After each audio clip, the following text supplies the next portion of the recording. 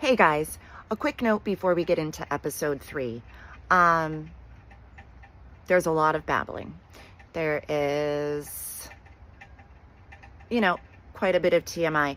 But the reason that I didn't edit it is because it is Mental Health Awareness Month. And because this channel is about me being a neurodivergent artist, I decided to just let it go and let my neurodivergence show, because by that point in the day, my normal ADHD meds had started to wear off, and I get very verbose when that happens. So enjoy episode 3. I'll be sharing a poem and we'll be doing a craft discussion. Here we go. Okay, so once again, welcome to the second version of an episode. This is Jillie's Bookshelf, episode 3. Today I'm going to be reading a poem called Melancholy, and I'm going to be talking about writing depression. So I will not only go into the craft of the poem, but I'm also going to be talking about writing depression as an experience as well. If this is your first time here, thank you so much. I'm so excited that you're here. I am doing my best to record this in one take, and I will talk about that more after the poem. So, real quick, my name is Jillie Phillips on social media and when I create music. If you look up my writing on Amazon, particularly my current collection, D-Flowering, it is Jillian M. Phillips. I am a neurodivergent and low mobility author, and I'm just going to get into the poem today, and here we go. This is Melancholy.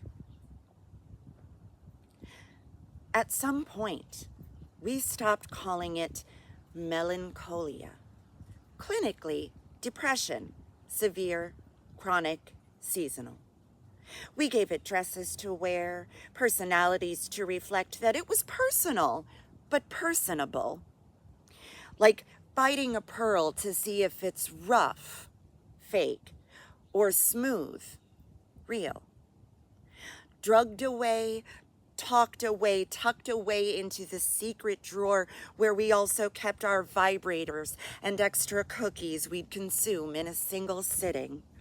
We didn't let it be manic because that led to uncontrollable, bipolar.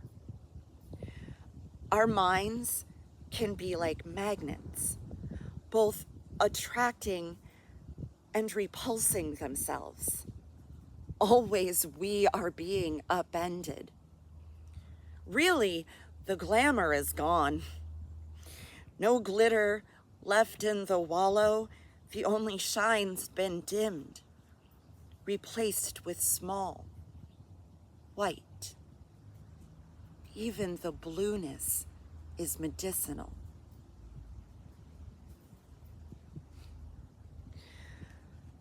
Okay, so this is going to be a long video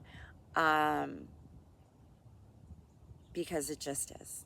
Again, I'm not only going to talk about the craft of writing this poem, but I'm also going to go into a little bit of the history of depression in literature, as well as sharing a little bit of my journey with it. Just so you know, if you hear me yell at Betty and Kevin or talk sternly to them, they are my dogs.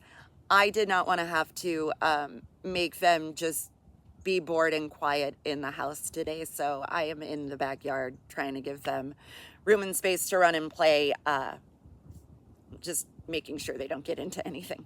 So,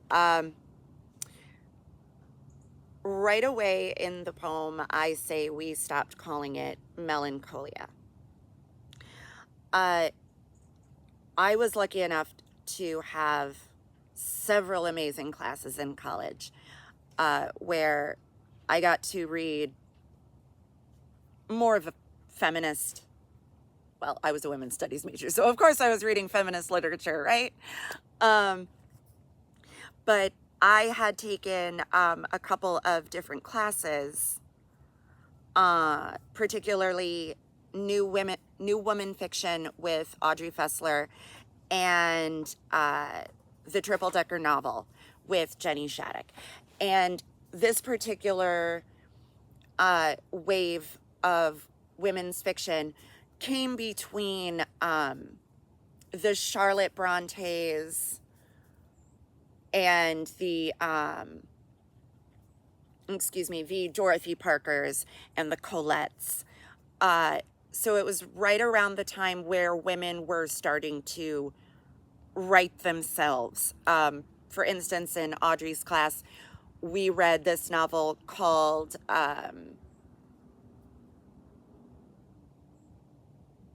The Heavenly Twins. Sorry. The Heavenly Twins, which this book, for being published when it was, I'm just going to give you like a quick rundown of like the first few chapters. Okay, here's a girl. She finds a colonel. Oh my God, he's so hot. Oh, he wants to marry me. Hell yeah, look at me. I'm a good girl. I'm a virgin. And on the day of the wedding, she receives a letter that says, the colonel is a man whore. He goes to the docks all the time, and he has syphilis, which at that time in history, like, syphilis, dead.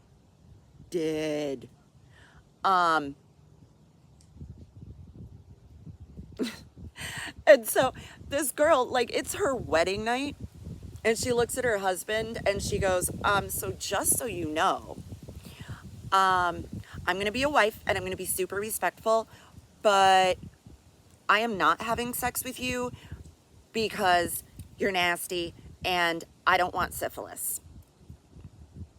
And there tragically is another character who is a female who does contract syphilis because the patriarchy is bullshit. And then there's a third female character who pretty much falls in love with this guy, and I swear to God, it's As You Like It. First of all, it's British people. They love to name their homes. The home was called As You Like It. The two twins in the story are a male and a female, and the female actually dresses up as her brother to spend more time with this man that she really wants to be able to be herself around and connect with. So it was just, so this is like the turn of the 19th to the 20th century. It's an incredible, incredible time. And so when that transitioned, and other authors like Charlotte Perkins Gilman, Kate Chopin, Virginia Woolf, she was the one I wanted to talk about the most. So they did write depression, but they still kind of had to make it palatable, right? They had to make it personal, but palatable, which is why I used that line in the poem. Excuse me. And so even though we had depression, even kind of when you get to Plath and the Bell Jar, even though these women were writing depression, it was still kind of a more romanticized version of it. I mean, they took their own experiences and fictionalized them. Or even if it wasn't their own experiences, they drew from their own well. And I actually which gets into the next few lines when I talk about the cookies and the vibrators in the drawer. As soon as God bless the, psychiatrists of the world that have actually spent time now researching and putting the word out and helping those of us know, especially like TikTok people and those of you other YouTube creators that actually share their experiences and help us not, feel so alone, that also share the research or their experiences to help us go, wait, that's a thing? That's a thing? Oh my God, I'm so glad it's a thing. Okay. So, tragically, I think part of that melancholic era was, where else could you talk about it?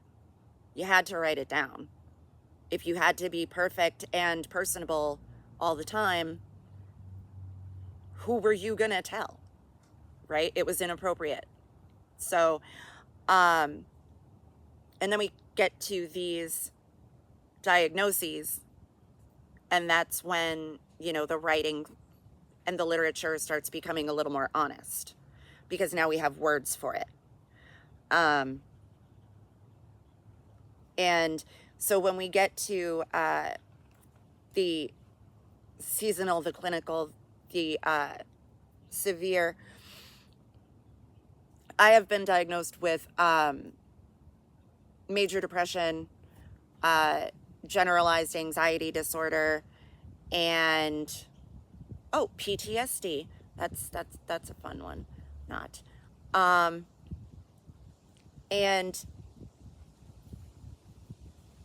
it does get hard. I think that when I look back on my poetry over time, and even some of my other writing, until I took creative nonfiction with K.O. Kalia Yang. Please read her work. She is incredible. She is incredible. The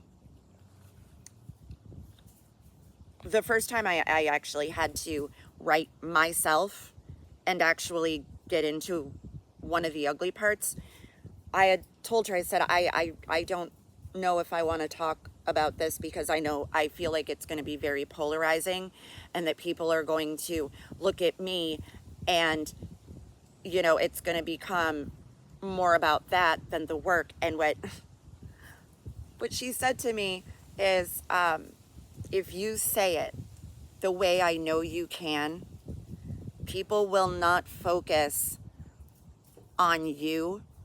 They will focus on the art. And so that really gave me a lot of confidence. By the way, if anyone has a dark sense of humor like me and would like another term for seasonal affective disorder, mine usually kicks in sometime around early fall. So I refer to it as my pumpkin spice depression. So feel free to spread the word. But yeah, we get to the rough fake or the smooth real pearl. The fake is the facade, right? We have to learn how to put on that facade of our depression. So that's that rough. It's rough. It's so rough. And then you get to that smooth pearl, that real pearl, that part of you that is you. You can look at it, where you end, where you begin. But when you have that fake pearl, that fake you don't, it's like flying by the seat of your pants, basically, because you're masking so hard to just be like, this is how happy does, right? This is how happy does. This is how controlled does. This is how calm does. So we, again, get to the drugged away, talked away, tucked away with the vibrators and the cookies. First of all, if you are a woman or just person in general. If you're watching this and you don't have some sort of happy material and a snack in your nightstand drawer, comment below. I will send links. But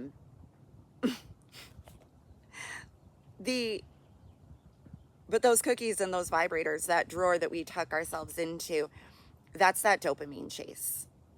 I read a recent study, I believe it was by the Mayo Clinic. If you go to their website, you can read it. But they found that a majority of their ADHD patients had a deficiency in dopamine nerve receptor 4, because apparently there are different kinds of dopamine nerve receptors. And that dopamine nerve receptor happens to be the one that carries dopamine to the parts of our brain that are responsible for mood, executive function, motivation. Yeah. Sucks. So we have those cookies, those vibrators, right? Because we're chasing dopamine. I mean, I think that's why a lot of artists also, turn to controlled substances, because they chase that dopamine. They chase that sense of like, it's too much. It's too much, and I need it to just shh. And with how hard it is to get help for yourself, for your mental health, I don't want to say who it was, but there was someone very, very close to me. It was not me, but there was someone very, very close to me that was on the verge of losing their battle. And no one took their insurance. And the only option given was to commit them for 3 days. That was their only option. And when you're struggling with that mask of like, I can't let people know that. This person like knew people, right? Like there were enough people around them that would talk and not keep that private.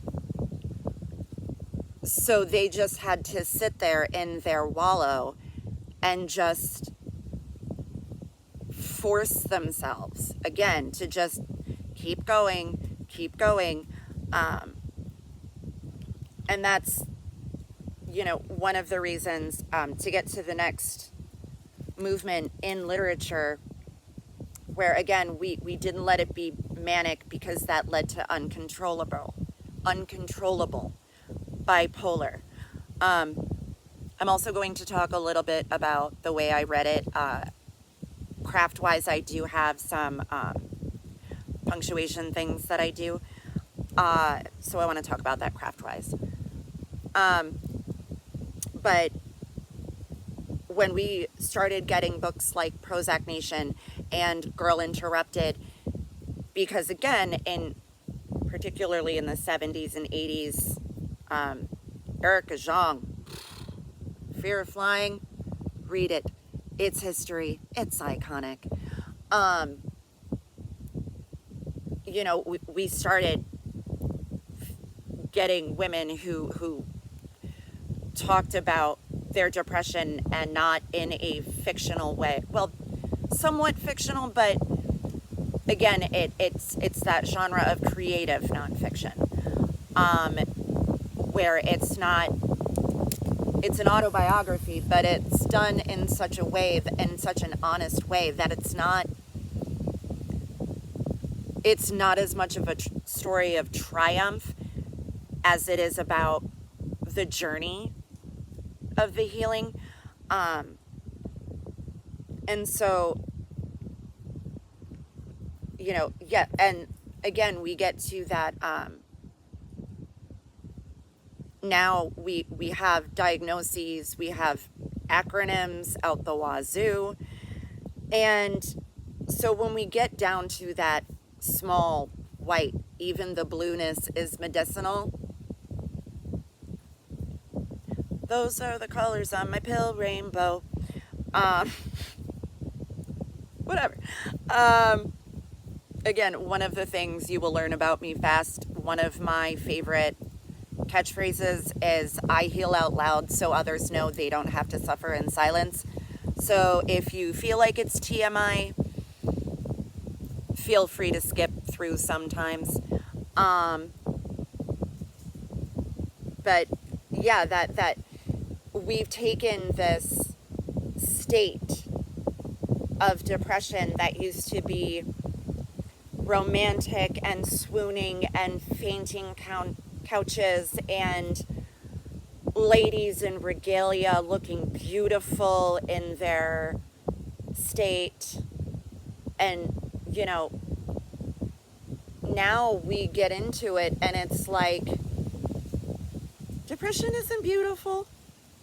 How many of you just, go, oh my gosh, I'm so depressed, I'm going to lay around in a ball gown today and do my hair. It's going to take me an hour and a half. And also, I'm going to make sure that my lips are perfectly red. No.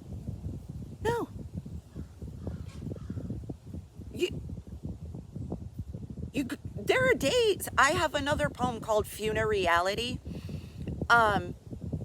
That's just, comes from those days in depression where you can barely take care of yourself.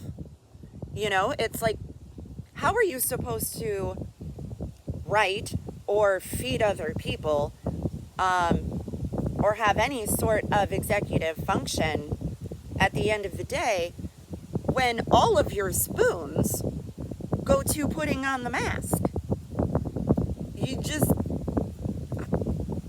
There are no spoons left for you,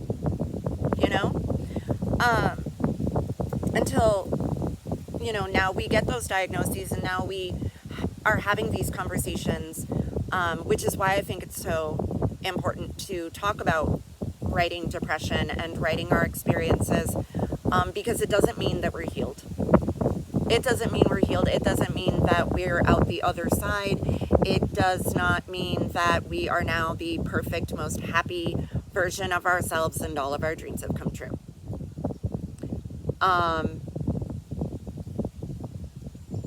Writing depression is about allowing yourself to exorcise the demons, basically, to take them, to reach into yourself and write down how you feel about it on paper. One of my writing exercises I did, and I feel like it was one of my mentors that inspired me to do it, but I wrote a poem in the form of an eviction letter to the ghosts and the demons who they keep trying to take up space where they don't belong. I don't think it's publishable, but I did that, and it was something very cathartic. I also, when we talk about, writing depression and anxiety and mental health in general in literature and media, it's the best thing I ever did. I swear. So I was lucky enough in 2015 to perform as Diana in Next to Normal. It is about a bipolar woman who also suffers from hallucinations and a crazy amount of trauma, and it's a very, very emotional show. But I was lucky enough to play this character. And it was, I have always said I never feel more myself on stage than when I am pretending to be someone else, mainly because as someone who is so used to putting on the facade, being on stage has given me the opportunity to sometimes be the bitch. Like, just be it, own it. I get cast as the villain quite often. Yeah. I embrace those chances because it lets me get it out. So I was doing this show, and the guy who played my husband had done a performance with another company in the role, and the guy who played Henry, his mother had actually played Diana in that production. And so everyone had been talking about going through the process. I think we were maybe like a month into the show or something. And everyone was like, oh my gosh, I feel so drained and blah, blah, blah. And oh my gosh, like I lose weight and it's a lot. And I'm sitting there going, I feel great. Like I feel great because every day I got to go in and first of all, sing, which is something I just love to do. But also, I got to go into a room every day for like 6 weeks. Well, okay, 4 days a week. For 6 weeks and lose my shit. Like, I got to be angry. I got to cry. I got to, like, be hateful. I got to be scared every day. Every day. I got to draw on my own shit in a creative way that was like good. Like that's what my job was. Like my job was to do that and be that. So, when I look at writing depression, yes, it's really hard to motivate yourself sometimes. And I'll talk about a few of my strategies before we leave. I'm really proud of myself that I have not cut myself off. But yeah, I will offer a couple strategies too. So I think that kind of similar sense of catharsis is a really great reason to try to talk about depression and anxiety, because it gives us an outlet to put the dark thoughts out there. Really glad I'm remembering to mention this because I forgot to put him in my notes. I challenge you because it's really hard, and it took me a couple times of like stopping and starting to get through it. But I do highly encourage you to watch the video Hi Ren by Ren. It is a phenomenal musical genius experience.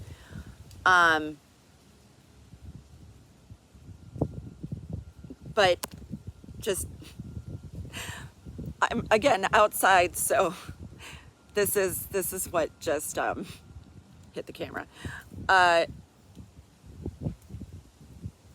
He is also neurodivergent and has gone through stuff. So again, it can be a hard piece to watch because it really is. It's music, but it's a gorgeous, gorgeous performance piece. I challenge you to watch it the whole way through the first time, but it's another inspiration to me to do this channel and to talk about writing depression because he does it in such a connective way. I mean, the video has millions and millions of views. It is worth all 9 minutes, every single second. I'm also going to try to just put the link to that video in the description.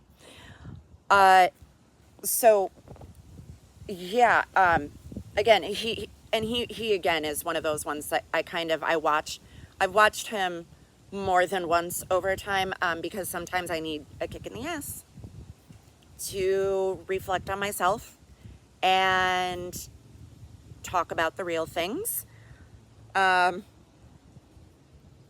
no, I don't know what time it is. So yeah, it's just really great, and a great excuse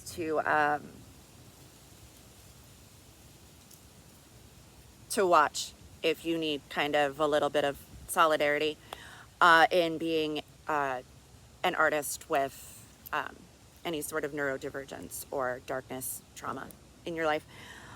When we write, I think that is something that we need to be conscious of, about whether what we're writing is cathartic, or if we are so scared that it puts us in freeze mode, right? Because that is another struggle where there are just certain things that I think we are not ready to confront. For instance, one of the traumas, one second, guys, chill out, dogs. One of the things that I do struggle with sometimes is just getting up that motivation to write. And so I'm sorry guys, I have ADHD. This is going to be a good time to just, you know what, I'm going to pause. I'm going to pause and explain why I'm doing this in one take. And also why I am not wearing a stitch of makeup beyond some hydrating eye cream and sunscreen. I'm here talking about the dark places and self-acceptance, and trying to create a space where it's okay to not always be your best self, but still create art. So part of my neurodivergence is that I often can lose my train of thought. My short-term memory is not always the best, and again, the babbling, the stories, because you're always going to get deleted scenes and bonus features. What can I say? But also part of my neurodivergence is I do sometimes have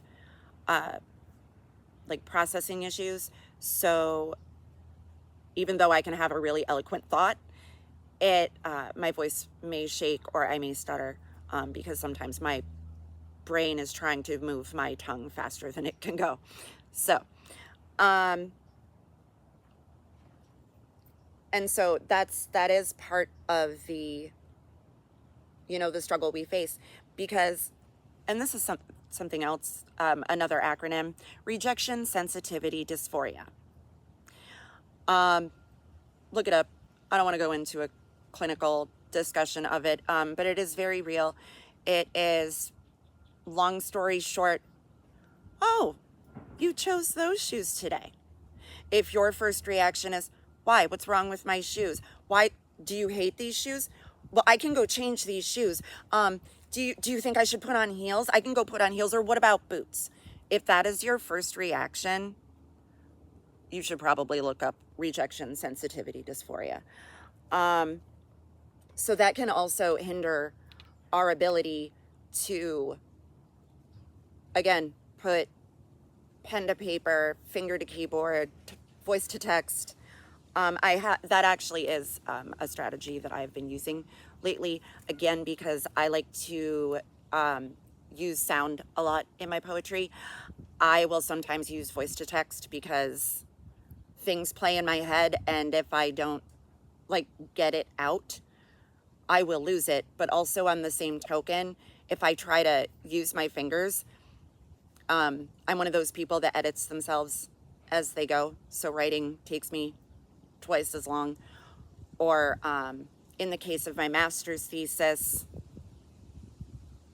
you know what? I already have the degree, so I can say this now. I did thousands of pages for my thesis. And I outlined everything. I had Post-its in everything. But as far as sitting down and writing the actual thesis, I wrote it in like 6 hours. It may have been like 8. Editing and stuff. Like, because I had already written my works cited, right? Because again, I had Post-its everywhere. So when I did my bibliography, I had my bibliography done for weeks already. The content, because that's how some of our brains work, right? Like my novels, like I said, I'm stuck on one masturbation scene. If I can get through that, boom, I am off and running, because I just have to, for lack of a better term, pop that cherry. Because it's like all the other dirty scenes are written. They're there, they're good, they're spicy. But yeah, we have these motivational hindrances to get up and go do it. But I don't know about you, but I can sit there and zone out and write in my head for an hour. My husband will come outside because I'll be sitting on the porch. What are you doing? Shh. Like, because for the last hour, I have been working and reworking a scene and the dialogue in my head, because I am a Virgo perfectionist. By the time it comes out on paper, I want to know where it's going. I don't just want to write and figure it out later. I want to know, and it's something that I find so incredible in authors that do series, they're Easter eggs. If you read Caroline Peckham and Suzanne Valenti, the Solaria world, the Easter eggs are just like, it's incredible. Jennifer Armentrout,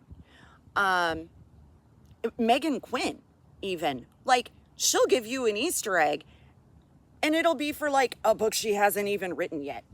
And then you read that book and you're like, really? And it's so cool. So we can take that time, I think, when we're writing our depression or when we're writing our dark spaces, to even maybe sometimes just write to the fear, write to the rejection, write to the guilt. Hell, even, if you want to prompt, write an apology to yourself for whatever you've done to yourself that you were wrong to do. That's actually one of my favorite prompts, and it can go a little rough sometimes, but again, it does help get it out. But I mean, I'm not saying that you should access anything before you're ready. As far as the traumas that I have been through a little more recently, particularly 2022, but even this year, I'm not ready to write about it yet. I can talk about my depression. I can talk about my anxiety. I can talk about sex. I'm good. Like, I am good. But I mean, I have journals, but even then, there are journals that I won't open right now because I'm not ready. And that's okay. But I do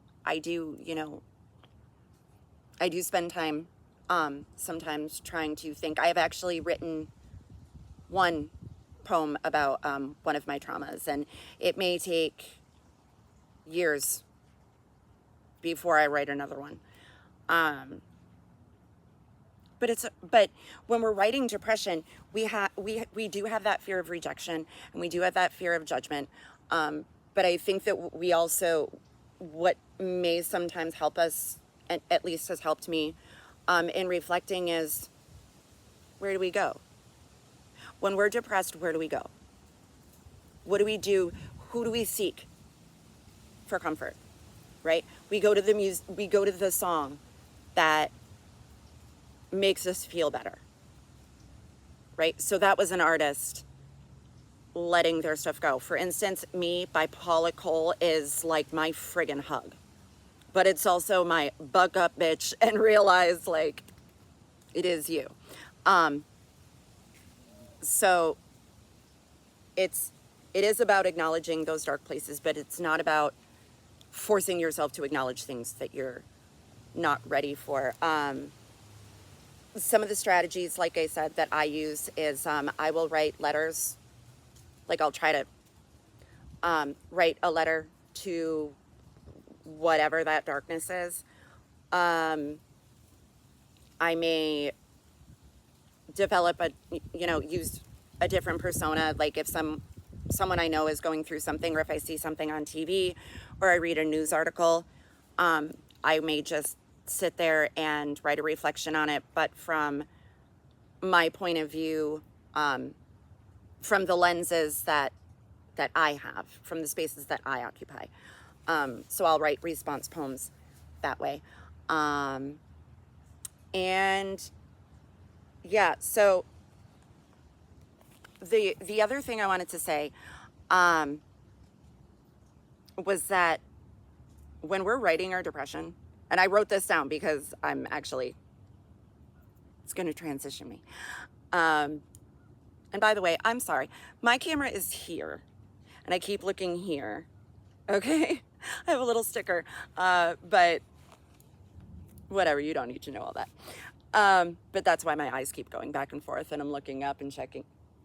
Kevin?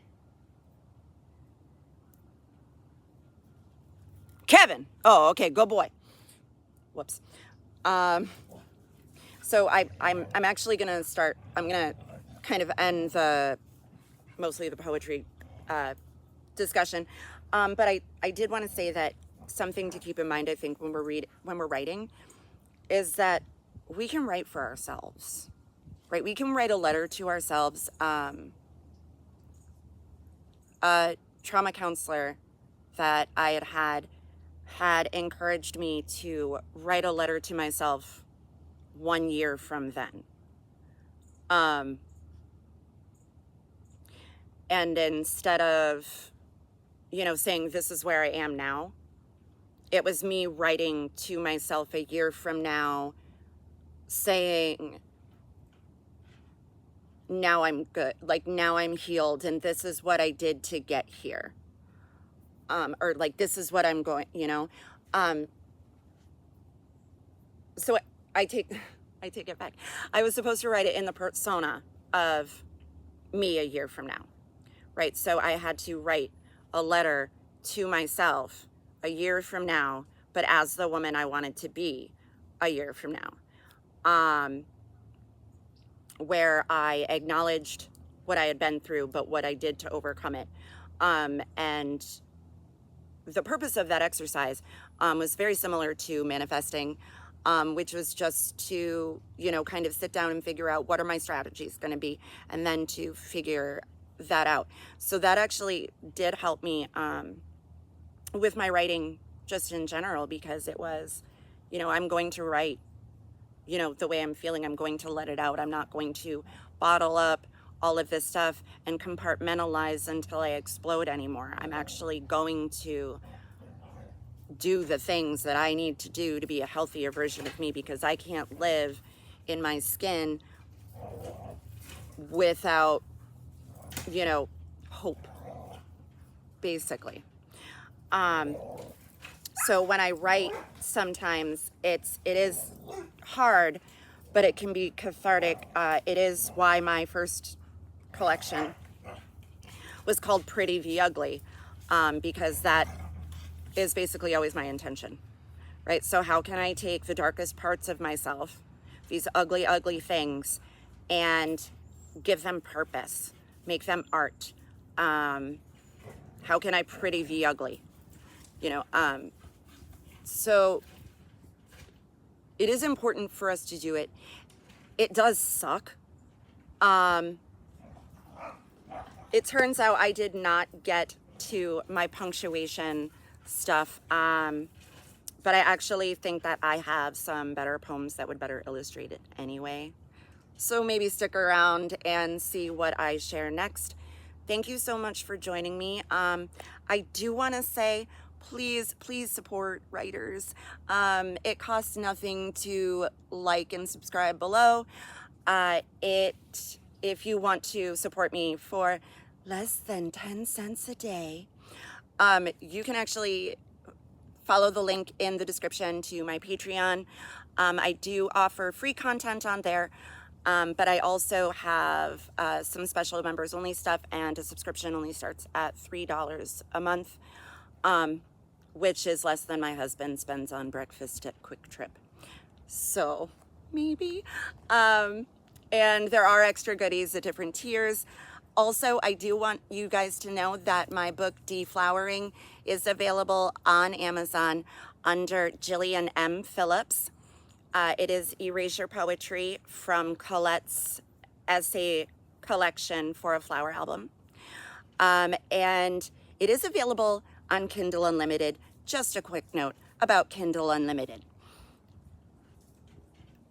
If you have an independent author on Kindle Unlimited, not those who have, these amazing book contracts and they're with like Simon & Schuster and stuff.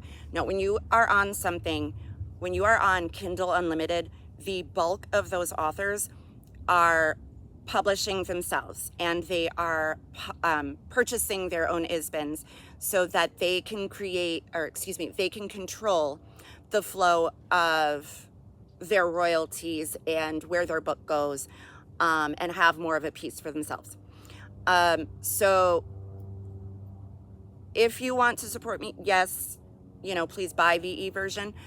But the thing is that even if you don't have, money to spend all the time, if you are reading on Kindle Unlimited, if you just have that $10 a month subscription on Kindle Unlimited, the author makes around, it's not much, but they make about a penny per page read. So you can still go on Kindle Unlimited. So all of these readers go through the poets, go through the authors, because you are still helping them make money. And then often those authors, I know I am one of them, I know several others like them, but I don't want to call them out because whatever. But the other thing is that in order to be on Kindle Unlimited, or to get the maximum amount of royalties, you do have to set your book at a certain price point. So if you see those books that are $3.99, $4.99, $5.99, there's a reason. They have to keep them under a certain cap, but the authors do get 70% of those ebook royalties. So if you, again, want to read it's D-Flowering on Amazon, I'm going to post that link in the description, as well as my Patreon link, like I said, is down there. It's as little as $3 a month. I have several things that I have going, so you can read works in progress. One thing I love is beta readers. I love feedback, so you can actually have a say if, for instance, right now I have people who have read 4 chapters of my first spicy novel that I plan to publish, and a pretty consistent note was, okay, so this one thing in chapter 1, which was an amazing call out. So if you also want to help me, you can hit me up on Patreon for content like that. And I'm gonna end this because this was a long one. I really hope that today you found some solidarity, and didn't feel so alone, and feel a little bit more like you might be able to access some parts of yourself that you were worried about. If you ever want to chat with me, go ahead and hit me up in the comments. I am more than happy to PM with people because I always love new friends. So once again, Thank you for joining Jillie's bookshelf. Bye.